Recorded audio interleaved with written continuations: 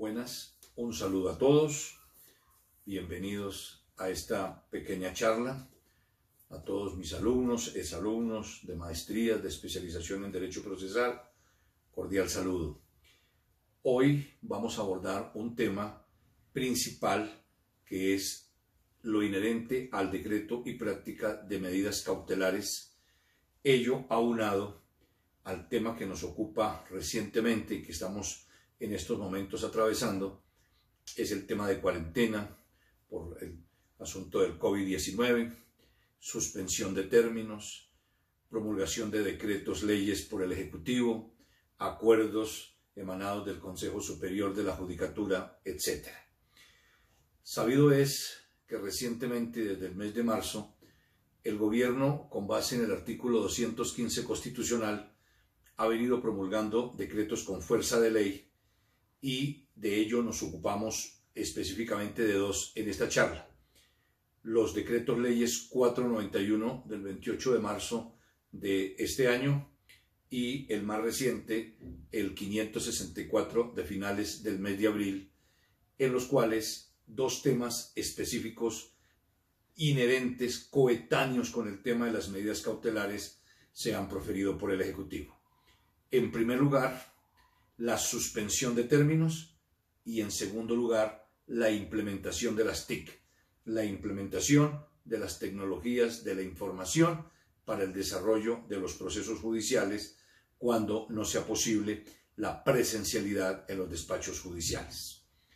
En lo primero, desde el Decreto Ley 491 y luego los diferentes acuerdos que el Consejo Superior de la Judicatura ha promulgado, se ha señalado la suspensión de términos, refiriéndose en primer lugar, y aunque no es el tema base de esta charla, a los términos judiciales, pareciendo ser entonces que no había ninguna referencia a los denominados términos legales. Posteriormente, en uno de los acuerdos, se habla de los términos legales, ya sea de días, meses o años. Pero pareciera ser que al comienzo hay una confusión entre los conceptos de término legal y término judicial, pero eso será motivo de otra charla. Sin embargo, se decía por los expertos, por los juristas, que ese decreto ley 491 no era lo suficientemente claro, porque se hablaba de la suspensión de términos, pero no se hacía una especificidad sobre los mismos. Llega luego el segundo de los decretos, el 564 de abril de este año, y precisa que la suspensión de los términos sea o son o pueden ser aquellos señalados en cualquier norma sustancial o en cualquier norma procesal, y coloca unos ejemplos, menciona unos eventos en específico, pero en ninguno de ellos se mencionó el tema de medidas cautelares. Luego entonces se especifica que los términos de prescripción y de caducidad están suspendidos. Y reitero, sin que sea el objeto de esta charla, sí es importante señalar en este instante que es una suspensión para evitar que ocurra la interrupción o en aras de que no opere la prescripción y la caducidad en el lapso del tiempo que los despachos judiciales estén cerrados. Y menciona dos momentos allá para la reanudación de los términos, todo dependiendo de lo cercano o lo lejano que se encuentre el término de prescripción o de caducidad. Pero, reiteramos, no se dijo nada sobre el decreto y práctica de medidas cautelares. Y el problema de la medida cautelar es la urgencia, la necesidad, el derecho de toda persona, de todo justiciable, a obtener una pronta administración de justicia, una tutela judicial efectiva. Y en no pocas ocasiones ello se logra no con un fallo en sí, aunque el fallo es indispensable, sino además con la oportuna práctica de medidas cautelares. Por ello, en materia de cautelas se predican principios y se predican reglas, se predican características.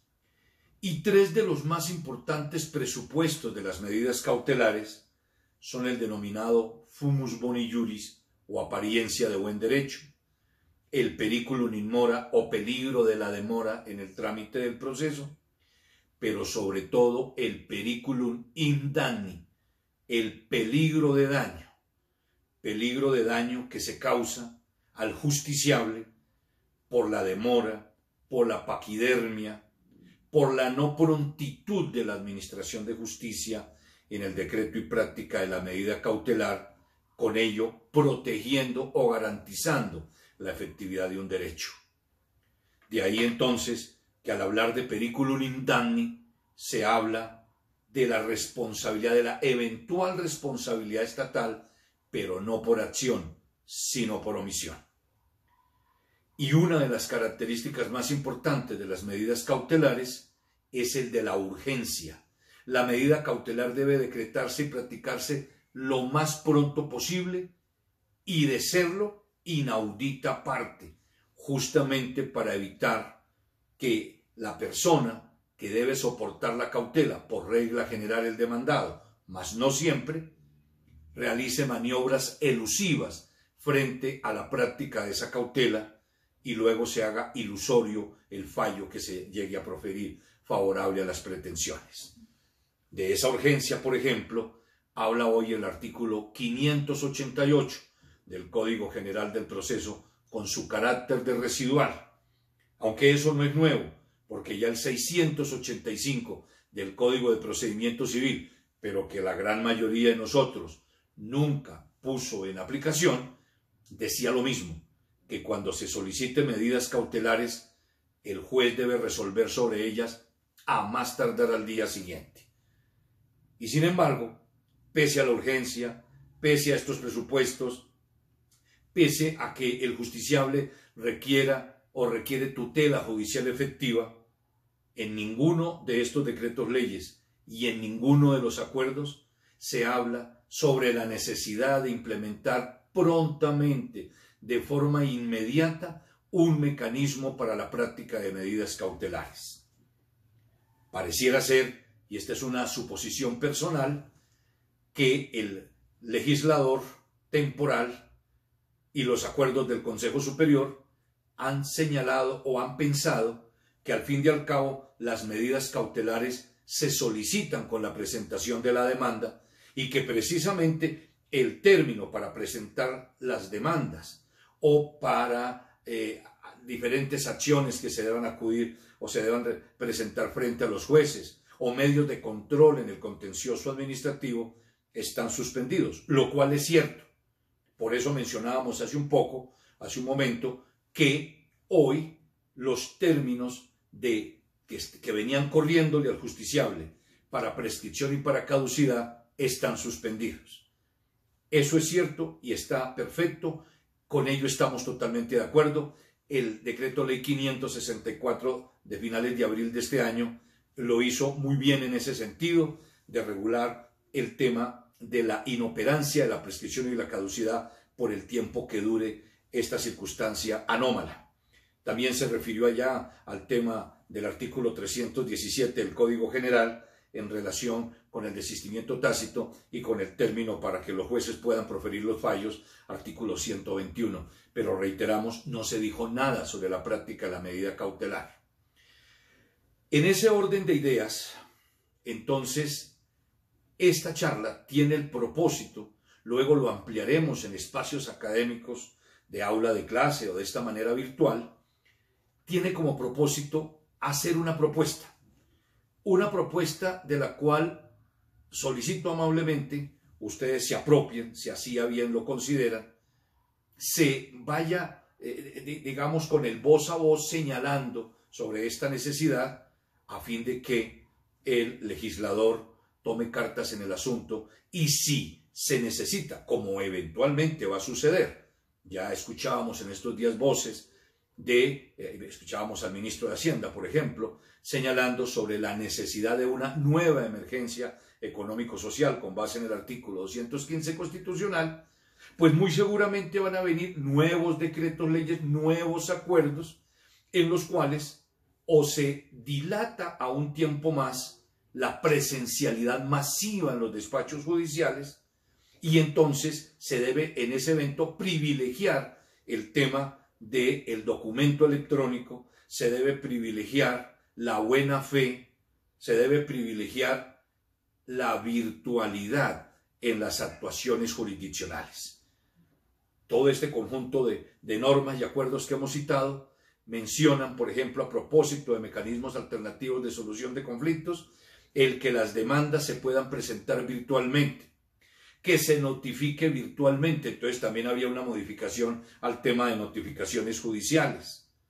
Con todo ese tema estamos de acuerdo, porque es que la virtualidad tiene que llegar y llegar para quedarse.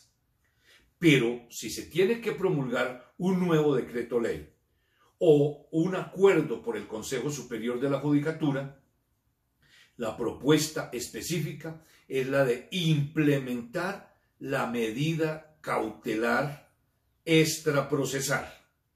Y cuando digo implementar, no es traer por vez primera, porque ella ya está no solo en el ordenamiento procesal civil, el Código General del Proceso o Ley 1564, con su carácter de residual, he ahí la importancia de ese estatuto procesal, sino que también está consagrada las medidas cautelares extraprocesales en leyes especiales como la Ley 256 de 1996 en su artículo 31, normatividad que regula los conflictos inherentes a competencia desleal.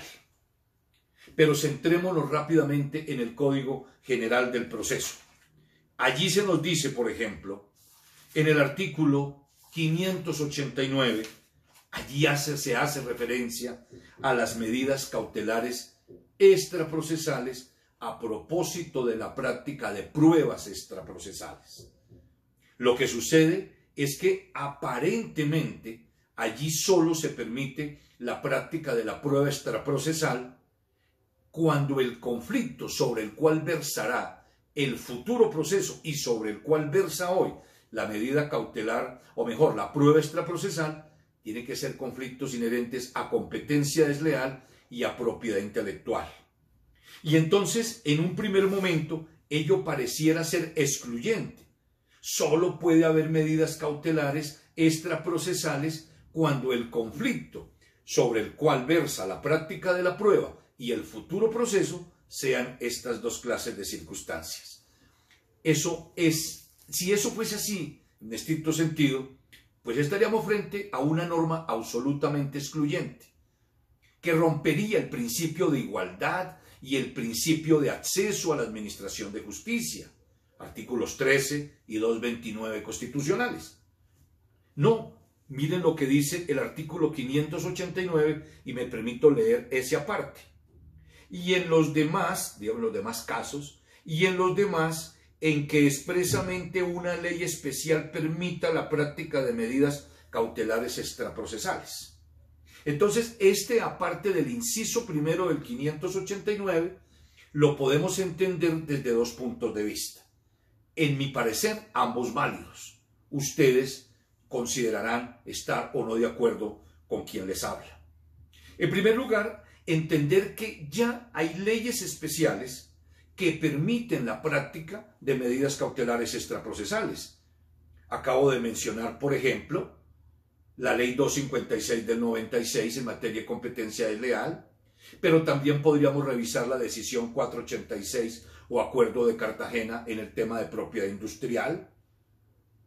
Pero, ojo, el Código General del Proceso también ya contiene medidas cautelares extraprocesales. En materia sucesoral, los artículos 476 y 480 nos refieren a dos cautelas que se pueden decretar y practicar aún antes de haberse iniciado el proceso, aún antes de haberse presentado la demanda. ¿Cuáles son ellas? La guarda y aposición de sellos y el embargo y secuestro de bienes que deben hacer parte del haber sucesoral. Ahí son cautelas que se pueden decretar y el señor juez competente practicar aún antes de haber presentado la demanda.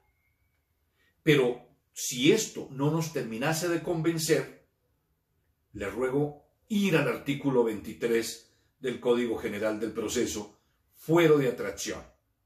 Allí nos encontramos con los dos últimos incisos que hacen referencia a la práctica de pruebas extraprocesales. Y me permito también leer una parte pequeña del inciso penúltimo de ese artículo 23. La solicitud y práctica de medidas cautelares extraprocesales que autorice la ley corresponde al juez que fuere competente para tramitar el proceso al que están destinadas. De tal manera que allí, y ahí está el fuero de atracción, la medida cautelar extraprocesal no se le puede solicitar, por ejemplo, al juez del lugar donde estén ubicados los bienes, sino al juez que posteriormente, de acuerdo a los factores de competencia, será el competente para conocer del proceso. Pero lo que nos interesa en este punto es señalarle al legislador, señalarle a mis colegas, a mis queridos estudiantes y exalumnos, que la medida cautelar extraprocesal que proponemos en esta charla no es algo inédito ni esotérico, es algo que ya existe y el artículo 23 te lo regula.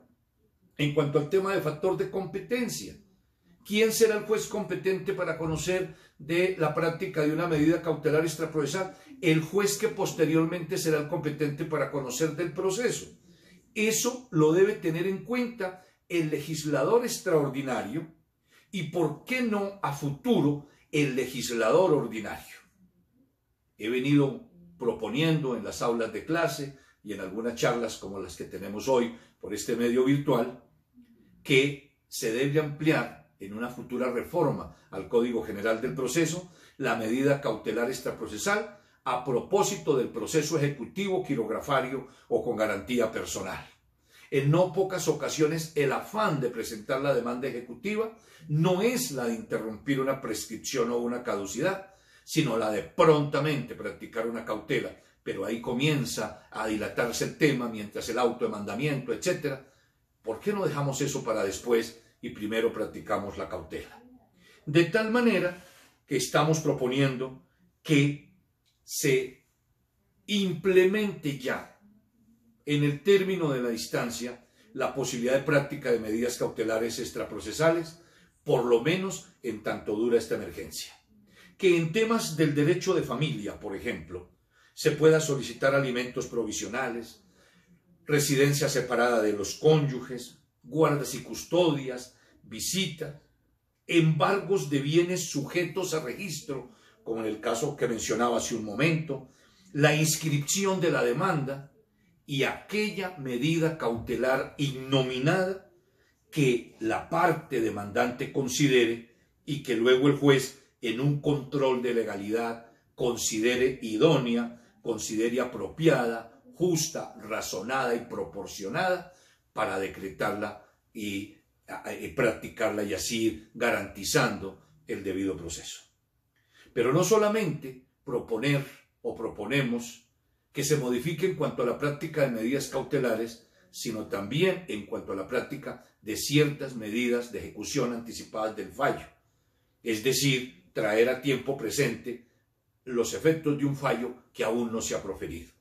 Y para ello, claro está, teniendo en cuenta esa obligación que tendría el peticionante de mostrar desde su solicitud la apariencia de buen derecho, el fubus boni juris que mencioné hace un momento, pero que se logre garantizar prontamente.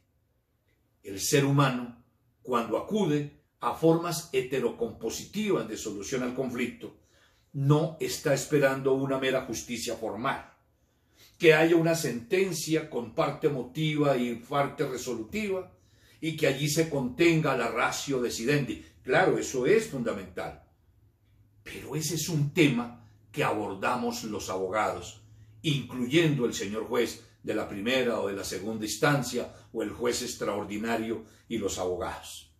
Allá afuera, el justiciable está propendiendo porque se le satisfaga materialmente el derecho.